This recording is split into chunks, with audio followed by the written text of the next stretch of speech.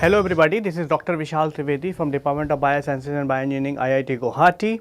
And what we were discussing about the isolation of gene of interest from the three different sources. And in this particular module, what we were discussing about how to isolate the gene from the applying different approaches. So, what we have discussed about the two approaches when you have the gene sequence not known, which means that you do not have the genomic sequences of that particular organism known, then you can actually use either genomic library approach or the cDNA library approach.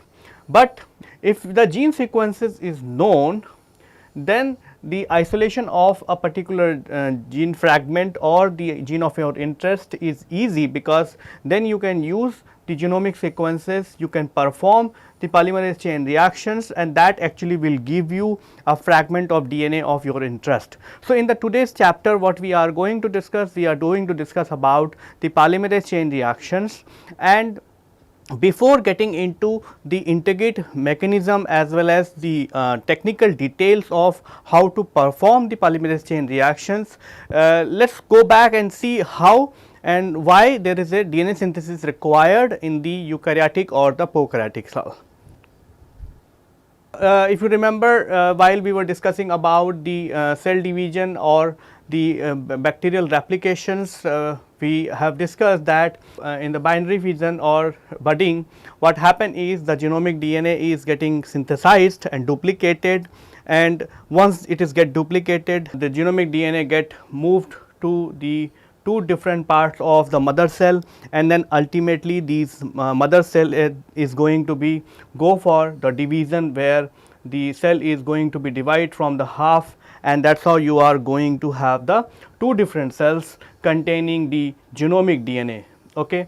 So, during the cell division and the growth of the prokaryotic organism, the genomic DNA is being synthesized, you are making the two copies of the genomic DNA, and then the individual genomic DNA copy is being distributed into the daughter cells.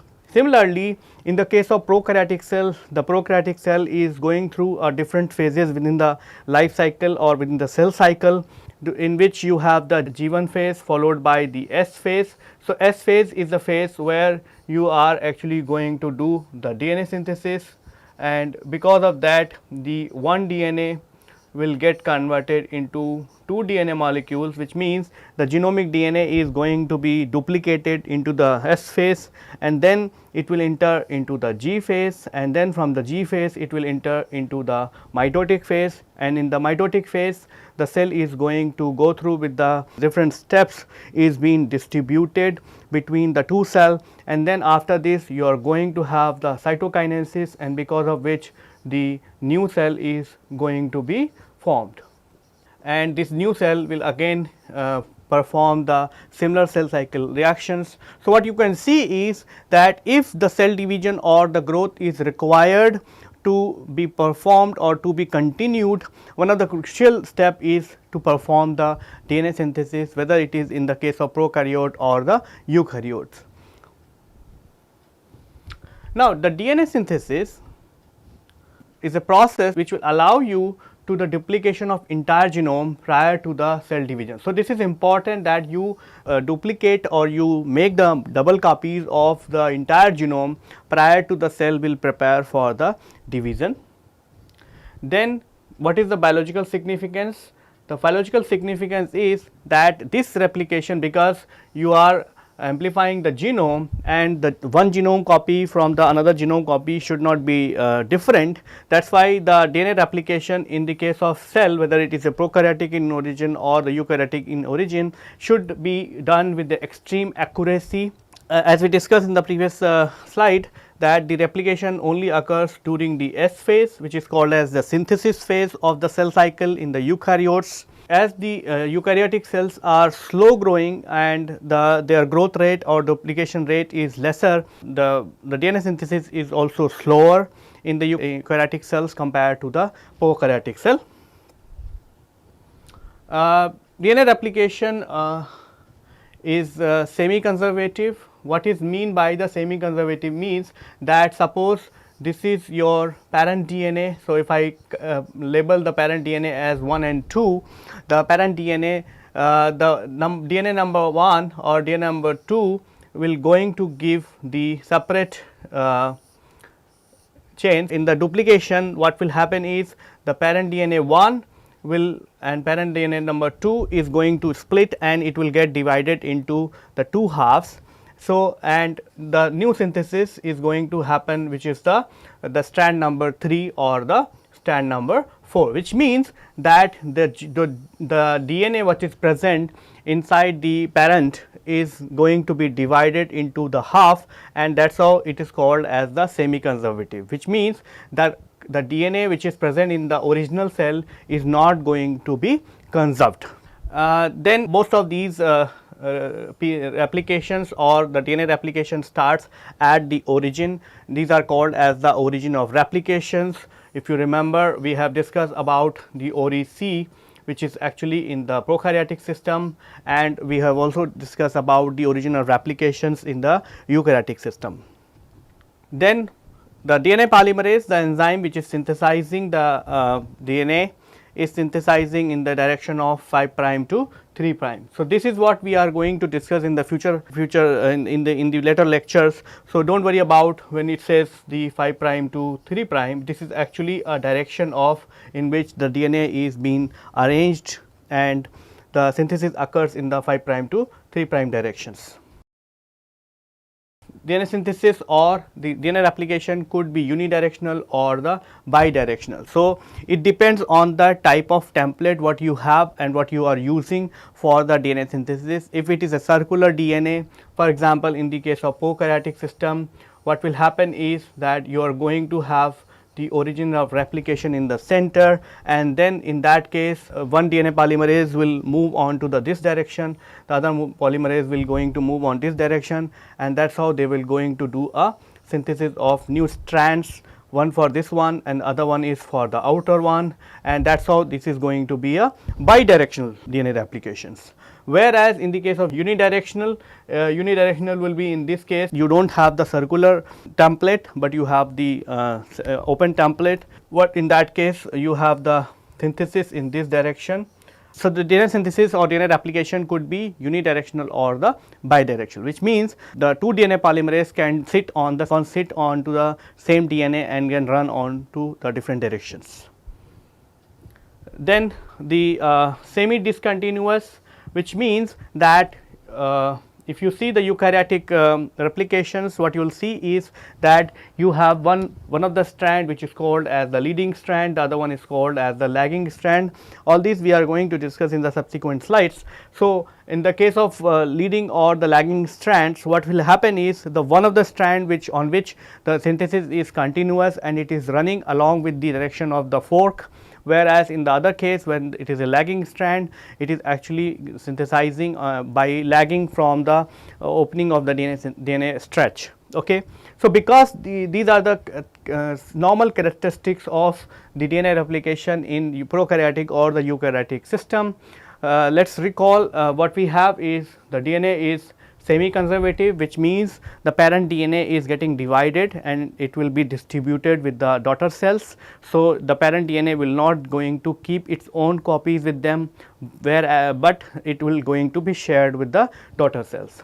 Then the DNA synthesis cannot be start at any place, it has to be start at a particular place, which is called as the origin of replication or ORI-C. In the ORI-C is a classical example of one of the origin of replications in the prokaryotic system.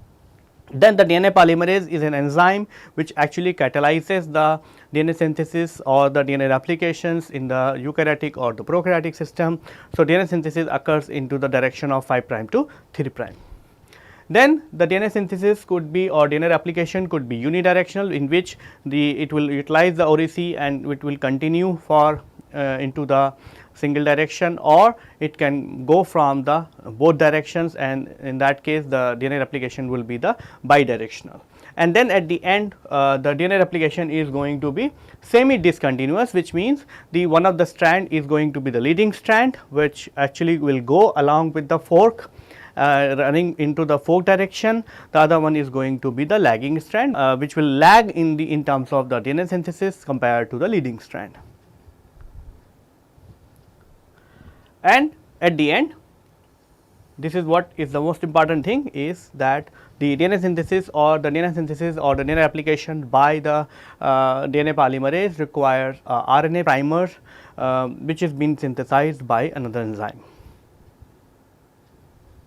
There are 3 steps in the DNA replications. These are called initiation, elongations and the terminations.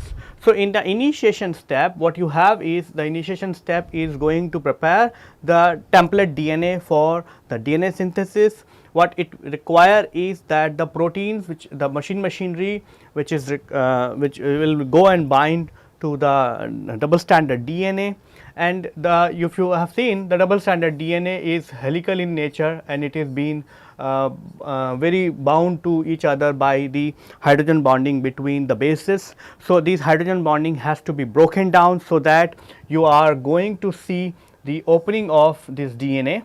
So, that is what is that these proteins actually go and bind to the DNA, and in the next step what they do is they open this DNA in such a way so that it will accessible, the DNA sequence is going to be accessible for the synthesis. So, you can imagine that you have the DNA and now it is pulling. So, these proteins will go and bind to the DNA, and then they are pulling this DNA apart from each other, and that is how this particular stretch is going to be available for the synthesis. Then in the elongation step, the DNA polymerase will go and sit onto this DNA, and it will start adding the nucleotides onto the template onto the primer strands, and that is how it will continue the DNA synthesis.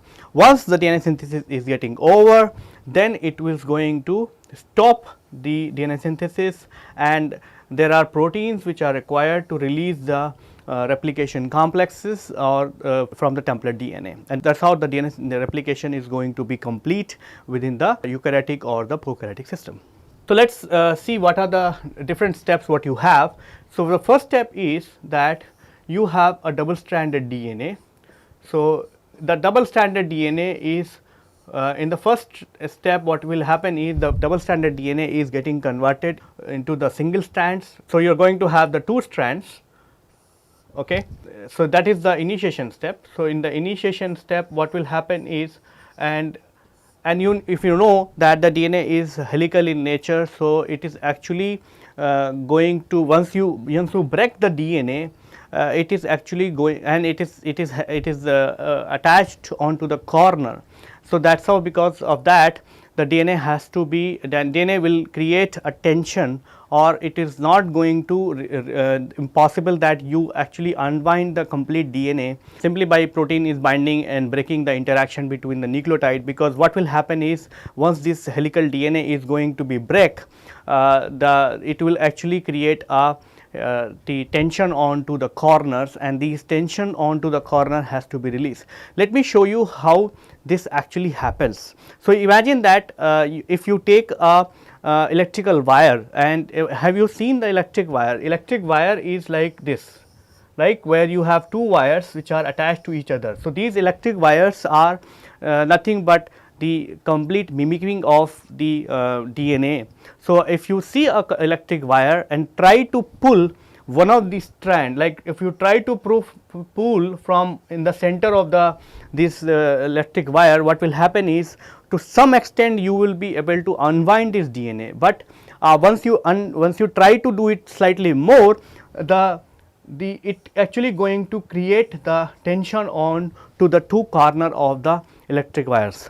So, if you see, this is what we have, a electric wire, and if you try to open this, what will happen is that if you open like this, it actually causes a tension onto these 2 corners, and the tension onto these 2 corners has to be released, so that it will be able to allow the machinery to move on. So, if you can imagine that the DNA will be keep unwinding like this, but as you see that the wire or the corner wires are actually moving, or twisting actually, and that is possible because the other corner and other corner of this particular wire is open. But if I tie this up and try to do this like this, then it is not going to possible to unwind this whole wire without releasing the tension onto the corner. So, you actually need the cellular machinery or the protein machinery which will bind to the DNA in the initial stage and do the two jobs. One, it will going to unwind the DNA, so that you are going to have the single stranded DNA, and then it is also going to release the tension, so that the tension what the wire is experiencing on the corner should be released. And once that is done, then you have to ensure that the template what you are producing is remain as single stranded. Okay. So, the third step is to keep the strand as single stranded, and the fourth step is that you need an enzyme which will come and design the primer onto the template strand, and then you will enter into the next phase which is called as the elongation phase. And when you enter into the elongation phase, this particular template with the help of the primer is going to synthesize the other strand, and that is how you are going to get into you will continue into the elongation phase.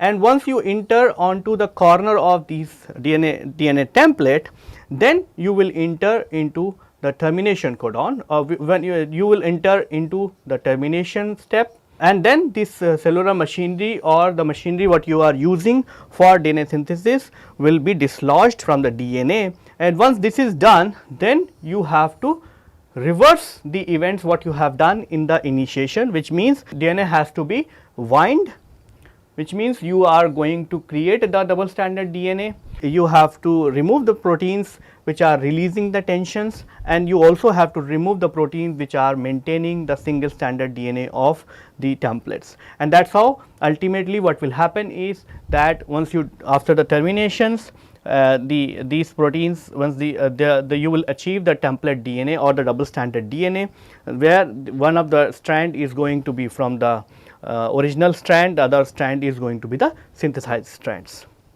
So, as you can see, the DNA replication is a very complicated step or complicated process, where you need to unwind the DNA, you need to release the tension, you have to ensure that the template is remain as a single stranded, and you also need to have the elongation step where the DNA polymerase is required, and you also need a termination steps. So, all these steps are being performed by the specific proteins within the prokaryotic or the eukaryotic cells.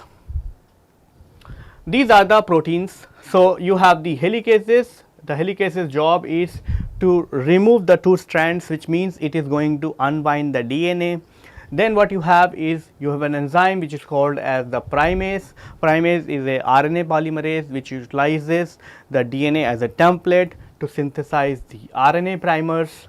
Then you have the single stranded DNA binding protein, and these single stranded DNA binding protein will go and bind onto the nucleotides which are there onto the template strands. So, they will go and bind, and because of that the template strand is going to be remain as a single strands. Then you have the DNA polymerase, the job is that it will synthesize the new strands utilizing the information what you are providing in the template strands. And then you have some of the tethering proteins which actually stabilizes the DNA polymerase, and then you have the DNA ligase which actually seals the nicks, because when you are doing a synthesis you have the leading strand as well as the lagging strand. So, on the lagging strands you are actually creating the multiple nicks, and these nicks are ultimately going to be sealed simply by the enzyme which is called as the DNA ligase. Now, if I tell you that by doing the DNA replication you are doing nothing but the DNA synthesis, and for this particular type of DNA synthesis in the cell you require multiple steps like initiation, you need the elongation, and then you need a termination. And for all these steps which are actually So what you are doing is, in the initiation step you are preparing the DNA for the synthesis.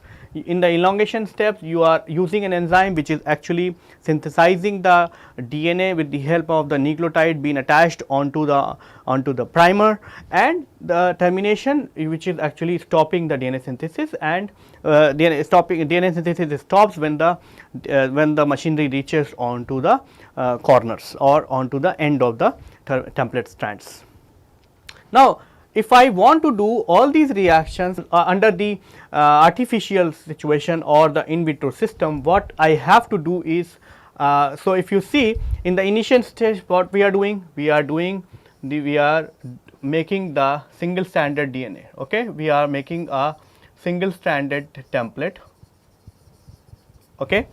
Since in the biological system what you do is you prepare the DNA for synthesis simply by adding the enzymes as well as the factors which actually ensure that the template is going to be broken down into the single stranded, and then it remains as single stranded, and that is very complicated because that is kind of a reaction you cannot mimic under the in vitro conditions. That is why when you have the double stranded DNA, what you can do actually is you can just heat this DNA to such an extent, and that heating is actually going to create the single stranded DNA, and as long as you keep that temperature high, you are going to maintain the single stranded DNA. Now, in the second step what you will do, and while it is in the high temperature state, you will add the primer, okay, just like as it is been added into the initiation stage of the DNA replications. Then you add the primers and you allow these primers to bind to your template DNA, and then what you do is you add the DNA polymerase, the enzyme which is responsible for synthesizing the DNA, and what will happen is DNA polymerase will sit onto this and will complete the synthesis. The termination part is anyway will be done eventually once the machinery will reach onto the end of the template strands. So, because these are possible simply by changing the environmental conditions or the reaction conditions, people have thought of doing this kind of DNA replications under the in vitro conditions, and that is how they have evolved and developed the polymerase chain reactions or PCR. So, let us see what are the different stages through which the technique is being evolved. So, it started very early on when in the 1950s the Arthur Kornberg, the Nobel laureate, has discovered the mechanism of DNA replication, and Arthur Kornberg has also discovered the DNA polymerases, which are the enzyme which is responsible for the synthesis of DNA. Then in the age of 1976, the people have discovered the first thermostable DNA polymerases from the Thermus acutus, and then in the year of 1983 the Kary-Mullis synthesized the first DNA oligo probe for detecting the sickle cell anemia, and that was actually the groundbreaking discovery to see that you can actually do the in vitro reactions to synthesize the small stretches of DNA without going through or without utilizing the cellular machineries. Then the subsequently in the year of 1984, the Kary-Mullis and other people have discovered or performed the PCR reactions on the genomic DNA, and then in the 1985 they have applied for a patent so that a PCR reaction can be used to detect the sickle cell anemia mutations. And in the subsequently in the 1985 or so on, the PCR is being developed completely, and now what you use is you always use the thermostable DNA polymerases or the tag DNA polymerases, and that is more suitable for the PCR reactions. And in the 1987, the first PCR instrument for performing the PCR is being developed, which is called as the thermal cyclers. So, this is what is happening when you are doing a PCR chain reactions. What you have is, you have the double stranded DNA. The red strand is in the direction of 5 prime to 3 prime, the blue one is in the 3 prime to 5 prime, as you know that the DNA is complementary to each other. So, what will happen is, you first step, what you will do is, you will do a denaturation. So, in the first step of denaturation, the red strand is and the blue strands are going to be get separated. Then what will happen is, you will use the primers. So, you will use the two primer, one for the red strands, the other one for the blue strands, and what will happen is, the primer will go and bind to the blue strand as well as for the red strands. And then it is going to start the synthesis part. So, after the first cycle, since you started with the one molecule, after the first cycle you are going to have the two molecules. Then again in the second cycle, these two molecules are again going to work as a template, and as a result what you are going to get, you are going to get the 4 molecules, 8 molecules and so on. So, this what you see is that at every reactions it is getting the double, which means if you want to calculate the how much amount of amplified DNA what you are going to get, the formula is that C is equal to C0 1 plus E to the whole power n, where the C is the final amount of DNA. So, suppose you started with the 10 nanogram of DNA, then you can put the C as and you can calculate what is the amount of DNA you are going to get. So, initial volume, the C0 is the initial amount of DNA what you have used, E is the efficiency of the PCR reactions, and the N is the number of cycle what you are going to perform. So, what you can see is the this actually constitutes. So, once you start from here and end up in having the 2 molecules, the event what you see is considered to be a 1 cycle. So, what you see is, after the first cycle, if you started with the 1 molecule, it is going to be 2 molecules. So, that is what is the number of cycles. So, as you increase the number of cycle, the amount of final product is going to be increased, and then you also have to use the slope of this DNA synthesis, and by doing or by using this particular kind of formula, you could be able to estimate the amount of DNA which is going to be produced. So, for doing a polymerase chain reactions, you need so this is what is you need to supposed to do. In the polymerase chain reaction, what we are doing is, we are doing the denaturation, primer binding and elongations, then we are doing the annealing and all those kind of events. So, these are the different events what you have to do when you set up the PCR chain reactions. What you do is, you will first do the initial denaturations. So, in the initial denaturation, what you will do is, you will heat up the sample at 95 degrees Celsius for 5 minutes, and that actually will convert the double stranded DNA into the single stranded DNA. Okay. So, now your single stranded template is going to be ready. Then what you do is, you will do a first event of denaturation. The initial denaturation what you are using is going to destroy the double helical structure of the complete DNA. In the second one is actually when you do for cyclic reactions. So, the initial denaturation what you will do is to double stranded DNA is going to be denatured to form the 2 single stranded DNA by heating a enzyme for 15 to 30 seconds. Then what you do is, you go to the annealing step. In the annealing step, what you are trying to do is, you are trying to let the primer to sit and attach to the template. So, what you will do is, you will lower down the temperature. So, once you lower down the temperature, you are actually allowing the binding of the nucleotide sequences to each other, or you are trying to make the hybridization of the primer to the template strands. So, usually you can lower down the temperature to 50 to 60, although the temperature, exact temperature what you will use is depends on the many factors. For example, the Tm what you have, or the melting temperature of the primer what you got into the while you are designing the primers, or the annealing temperature is decided based on the quality of those kind of thing. Then in the third is the elongation step. So, then you will make the steps slightly, you will increase the temperature, and that actually will allow the DNA polymerase to synthesize the new strands, and you will keep the time for which the elongation step will continue.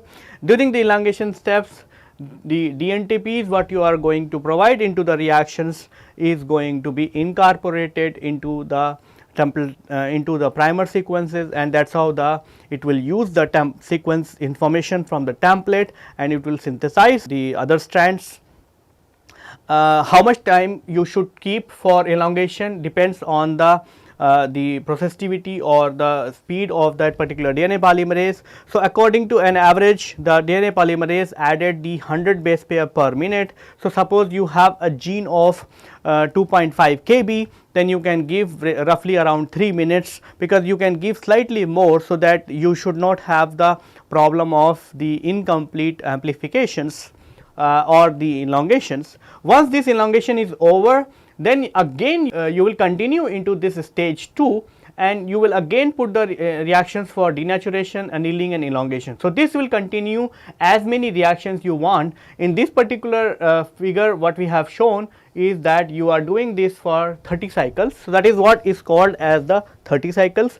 Once these 30 cycles are over, then you enter into the stage 3, where you put in the reactions for the final extension or the extra elongations. During the extra elongation, what happen is whatever the molecules which are being half complete or incomplete elongation synthesis occurs, that will be done in this last elongation steps. And ultimately, since you have to terminate the reactions, what you do is you lower down the temperature to 4 degree, and then you store these reaction at 4 degree. So, for doing the PCR, these are the reagents you require. So, you need a template DNA. This template DNA could be from different sources. What you can do is you can use the 1 picogram to 1 nanogram for viral or the short templates, and 1 nanogram to 1 microgram for the genomic DNA. So, the template DNA is depending on the source of DNA what you are using for amplifications. If it is a bigger DNA, then you have to use into the microgram range. If it is a smaller DNA, then you can take it the smaller version. Then you need the primers, you need the 2 different primers, the forward primer as well as the reverse primers. Then the DNA polymerase is utilizing the magnesium chloride as a cofactor, so that is also required. In some cases you might have to optimize the concentration of magnesium chloride to achieve the amplifications. Primers you have to use in the range of 0.1 to 0.5 micromolar, and then you also have to provide the DNTPs. So, what you have to do is you have to add the ATP, GTP, TTP and CTP. All these 4 DNTPs you have to provide in the concentration of 200 micromolar, and at the end you also have to provide the tag DNA polymerase. Normally we use the 0.5 to 2 units for every 50 microliter reactions. So, what you have is you have the template DNA. So, template DNA could be the genomic DNA, could be the DNA fragments. Suppose you were isolating a particular fragment from a particular site. For example, if you are doing the some kind of investigations and you got some DNA samples, and in those cases you may have the fragments instead of the complete genomic DNA. So, those can be also used for PCR. Then you can use the plasmids where your particular genome fragment is already been cloned or present. So, you can use the plasmid where the DNA is already been cloned. Then you can use the viruses which are already harboring that particular gene, or you can use the tissue samples. For example, if you if you have some tissue samples from which you want to do the PCR, then you can use the DNA from the tissue sample, and that can also be used. So, this is about the template. Apart from template, you also have to design, or you also need the primers. As we discussed, we need the two different types of primers. One is called as the forward primer, the other one is called as the reverse primer. So, there is no difference, there is a terminology difference only, but the forward primer or the reverse primer is that this is called as the forward primer and this is called as the reverse primer, because the forward primer synthesizes the DNA for the template strands, whereas the reverse primer synthesizes for the template for the DNA of the other strands. So, the first thing what you have to do is you have to see the length. So, irrespective of whether you are synthesizing the forward primer or the reverse primer, the length could be somewhere around 18 to 24 base pair, and if you go lower to this, you are actually going to compromise onto the specificity, or that particular kind of primer is going to bind to the different regions, and that is how you are going to have the non-specific amplifications. If you go beyond this length, then you are also going to create other kind of problems, like primer will not going to will going to show the secondary structures. So, that is why it is advisable that you use a oligonucleotide which is in the range of 18 to 24, that actually will provide you the adequate specificity, and shorter to this length or to longer to this length is going to create trouble in terms of giving you the desirable products. Then once you design the primer, you also have to see what is the melting temperature of these primers. So, melting temperature of these primers should be into the range of 50 to 58 degrees Celsius. You can actually modulate the melting temperature simply by playing with the GC content of the sequence, or you can take the other region where the GC content is optimal. For that you can get this particular type of melting temperature. Melting temperature below to this is going to create the formation of the non-specific binding, and the TM differences between the two primer what you are going to synthesize. As I said, you are going to have the forward primer and you are going to have the reverse primer should be 2 degree, which means once you set up the TM between the two primer, forward primer and reverse primer, ideally should be have a difference of 2 degrees Celsius. Then you also need a primer annealing temperature. The primer annealing temperature is been calculated simply by taking the primer melting temperature. If you have the too high annealing temperature, that will actually going to compromise onto the low product yield. If you have too low annealing temperature, that actually is going to create the non-specific primers, and you can actually vary the primer melting temperature as well as the primer annealing temperature simply by modulating the sequences or incorporating the GC content into the sequences. Ideally, the GC content should be in the range of 40 to 60%, and it is always been advisable that you also should have a GC clamp. So, what is mean by a GC clamp is that it actually, if you take the GC at the end of the primers, that actually will allow the primer to hold on to the template more strongly compared to if you take the AT sequences. So, you know that the GC is forming the 3 base pair, or GC is forming the 3 hydrogen bonding. So, the hydrogen bonding between a G and C is 3 compared to a hydrogen bonding between A and 2 is 2. So, that is why it is advisable that you take a GC clamp onto the corner of the primer, so that when it attached to the template, that binding should be very firm. Now, let us see how to design the primer. Before you design the primer are being designed for two purposes. One, which is called as the sequencing primer, and the other one is called as the cloning primers. Sequencing primers are easy to design because sequencing primers are the primer which actually will amplify your region, and then you can actually get that amplified PCR product, and that you can use.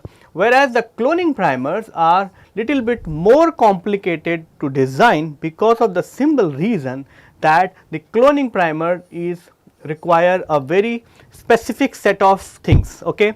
So, before you design the cloning primers, what you have is you have your template DNA. So, template DNA, what you have to do is, because cloning primer means you are going to take this particular fragment and clone it into the particular type of vector or plasmid or some other transforming agents, so that you can produce the recombinant DNA. So, for that what you have to do is, first what you do is you take your template DNA, the DNA from where you want to extract your gene or the gene of interest, and then you calculate the non-cutters, which means you actually have to find out the enzymes or restriction enzymes which are not going to cut your gene, because these are the restriction enzymes which you can use for cloning purposes. All these we are going to discuss in our subsequent lectures. So, what you need is you need a non-cutter, so that you will be going to use those enzymes for cutting your gene and then putting these fragment into the vector of your interest.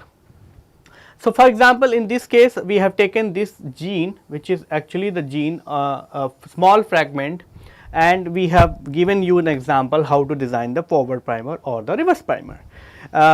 So, what we have done, we have taken this particular sequence, first we have put it into a software. So, there are multiple softwares which you can use to calculate or to know that which are the enzymes are non-cutting to your gene fragment. So, once you know that these are the enzymes which you can use for cloning purposes. For example, in this case we know that we have the two enzymes, one is called as the BAMH1, the other one is called as the XHO1. So, we have decided that we will put on the BAMH1 in the forward primer and the XHO1 in the reverse primer. This, what enzyme you use for the forward primer and what enzyme you should use the reverse primer depends on the sequence in which these enzymes are being placed onto the plasmids or to the vector. Okay. So, suppose in a vector, the bacterial plasmid, you have first the BAMH1 followed by the XHO, then you have no option but to take the BAMH1 in the forward primer and XHO1 in the reverse primer. All this we are going to discuss when we will discuss about the plasmids.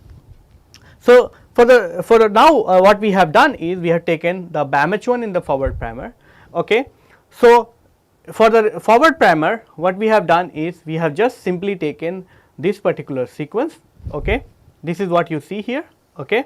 And then in front of this particular sequence we have added the BAMH1 or the station sites what is corresponding to the BAMH1. So, which in this case it is GGA-TTC, and because the enzyme requires the nucleotides onto the other side, we have added 3 more nucleotide GAA. So, G is added onto the forward primer simply by ensuring that there is a GC clamp, so that once you put this forward primer onto the template, it will go and stick to the template.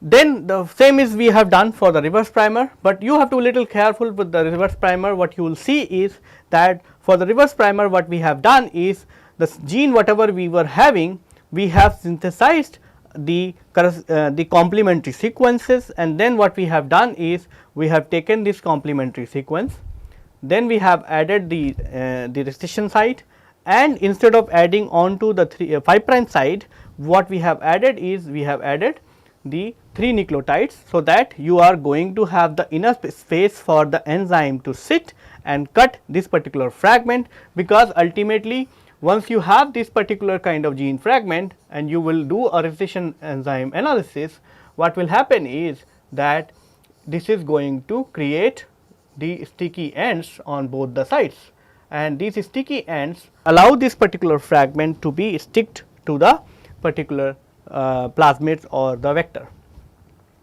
So, once you synthesize these forward primer as well as the reverse primer, all these forward or the reverse primers has to be analyzed to see whether they are satisfying your quality parameters or not. So, we have discussed in the past what are the quality parameters we should have. We should have the TM, we should have annealing temperatures, we should have all those kind of things. So, let us see how in the analysis part how you are going to analyze this and what are the problems you are going to encounter. Okay, so, for the analysis we have the couple of softwares which you can use to analyze these sequences to calculate different types of parameters, for example, the TM, annealing temperatures, GC clamps, looking for the all other kind of problems. So, when you design a primer, you are going to encounter many problems such as the formation of the secondary structures. So, what are the secondary structures are being synthesized? So, primer, you know that primer is single stranded DNA, so, okay, or oligonucleotides. These single stranded oligonucleotide, they can form the different types of secondary structures because of the complementarity between the different types of nucleotide what you are using to synthesize this oligonucleotide, and these complementarity will give you different types of secondary structures. One of the classical secondary structure what you will see is called as the hairpin. So, hairpin is like a loop kind of structures where the one of the strand will flip and it will give you the intramolecular interactions within the primer or within the one primer or between the two primers, and the internal hairpin is going to be not a problem if you have the delta G of -2 kilocalorie or -3 kilocalorie, then you are going to have the dimers. So, you have the forward primer, you have the reverse primers, though both of these primers actually can have the sequence complementarity to each other, and that is how they can actually, once you lower down the temperature for annealing, instead of annealing to the template, what will happen is they will anneal to each other, and that is how they are going to have the dimers. And these dimer structures are not good because they will, first of all, they will not allow the primers to go and bind to the template. The second is they are going to interfere into the DNA synthesis part, and they are going to disturb the DNA polymerase mediated DNA synthesis. Then you also have the repeats. For example, you may have the consecutive occurrence of A, G, G, say C, like that. Okay. So, these kind of sequences are going to create the loops as well as other kind of secondary structures, and that actually also will going to create trouble.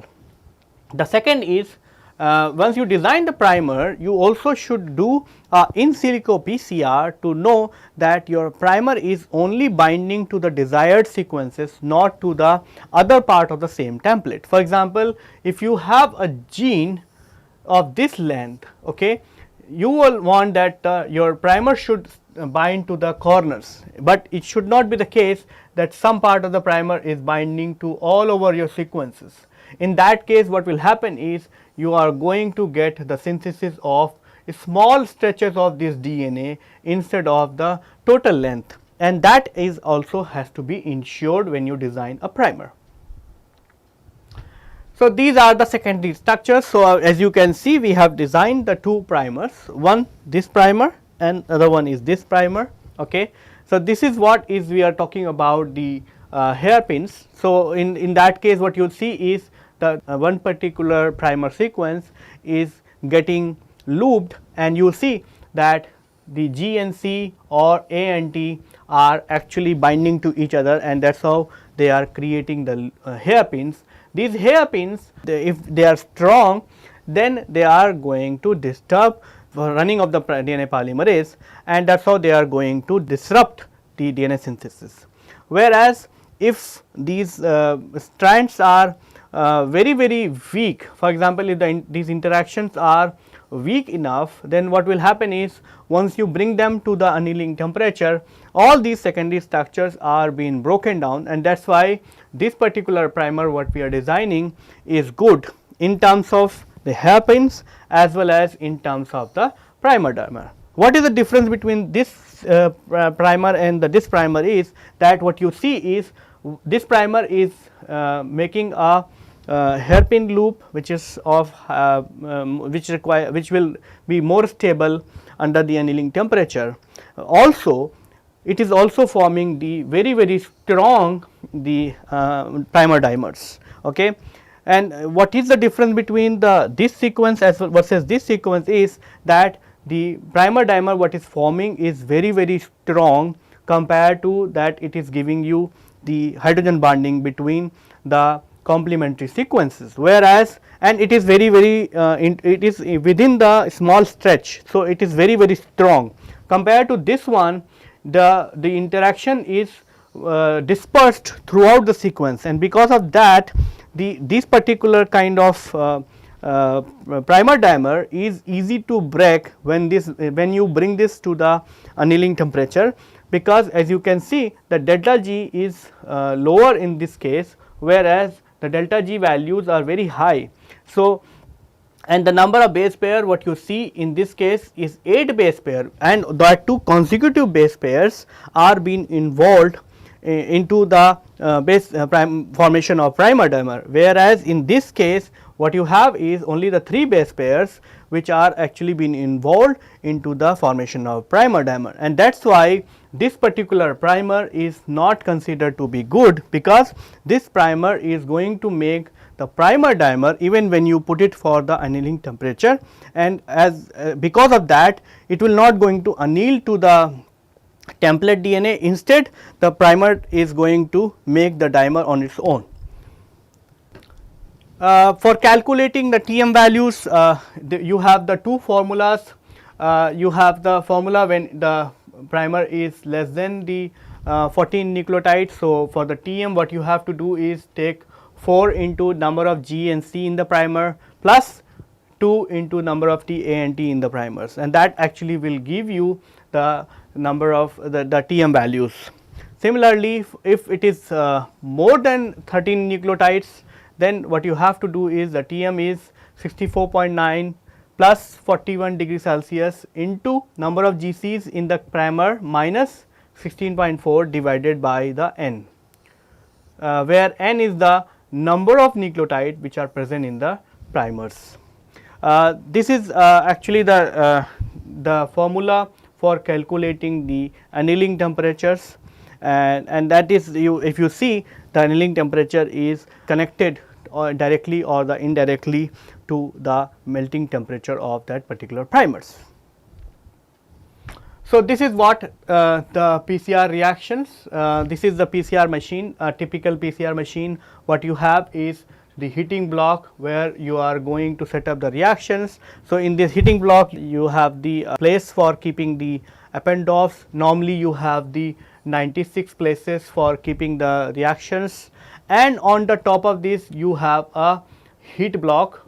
This heat block is being placed on the top, so that when you heat these reactions from the bottom, it should not going to evaporate the sample. So, what will happen is you can imagine that you have a sample into the Eppendorf and you have the volume at the bottom, and if you heat up from the bottom, this particular thing will come into the vapor phase. So, because of to avoid this, what will happen is they will putting a heat block from the top. Once you have the heat block, whatever the vapor is going on to the top is again coming back, and that is how you are going to have the volume at the bottom. Apart from that, you also need to provide the template DNA, you need to provide the primers, you need to provide the magnesium chloride, DNTPs, tagged DNA polymerase, and then you also have to provide the tagged DNA polymerase buffer and the water. Normally we do a PCR reactions in a volume of 50 microliter, and the sequence in which you are going to add all these reaction is that first you will add the water, then you will add the buffers, okay, then you will add the DNTPs, then you will add your magnesium chloride, then you will add your tagged DNA polymerase, then you will add your forward primer, and at the end you are going to add the template DNA. So, this, if you follow this particular kind of scheme or the events, you will ensure that when you add the template DNA, there will be no pre-run or there will be no pre-synthesis, because that actually will going to create the artifacts when you are getting the from normal PCR reactions. You have to do analysis of this particular PCR reactions. So, once the PCR cycle is complete, what you have to do is you have to take out the reactions from the these heating block, and then you have to add the add into run it into the agarose gel, and then you have to visualize that under the UV light, and the gel is containing the dye which is called as the ethidium bromide, and in the presence of this, so ethidium bromide is intercalating dry and it intercalates into the DNA, and that is how it actually gives a orange color fluorescence.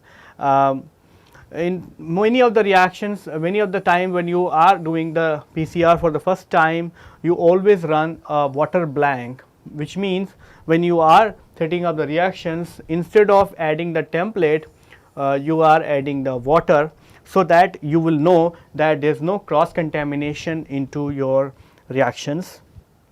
Generally, we use 0.8 to 1% agarose gel for analyzing the amplified DNA, but if you are amplifying or if you are amplifying a DNA which is larger to the 5 kb, then you can also reduce the concentration of the agarose what you can use even up to the 0.5%. This is a typical analysis of the PCR products. What you can do is you can run it along with the marker, so that you will know that what is the size of your DNA, what you are purifying or what you are getting. So, you can see that we have run a negative control, which means the water control, and in that case only the template DNA is being formed, and the primer what we have added is not been incorporated and it is present as the primer dimers. Whereas, when we are adding the template, we are getting the amplified product and there is no primer dimer, because the primer what we are using is being used up in synthesis of this particular DNA. So, there are multiple technological steps what we have discussed. So, we started with the very basic, that how the DNA synthesis occurs in the prokaryotic or the eukaryotic system, and then slowly we moved on and tell you that what are the technological steps required to set up the PCR reactions, and what are the different types of reagents required to perform the PCR reactions. Apart from this, we have some of the technical topics to be discussed. So, in the subsequent lecture, we are going to discuss about the 3 aspects related to the PCR. Number 1, what we are going to discuss about how to design the primers, how to analyze the primers, and how to verify that the primer what you have designed is good for PCR reactions. Number 2, we are going to discuss about the how to set up the reactions, how a typical thermal cyclers look like, and what are the precautions and you are going to take while you are setting up the PCR reactions. And the third is how to prepare a agarose gel, how to analyze your PCR reactions, and how you will know that your PCR amplified product is correct or wrong. And at the end, we also going to teach you, or we are also going to show you that how you can actually be able to analyze this particular image after the analysis. So, with this I would like to conclude our lecture here, and in the subsequent lecture we are going to show you the couple of small clips or the movies to elaborate all these steps. Thank you.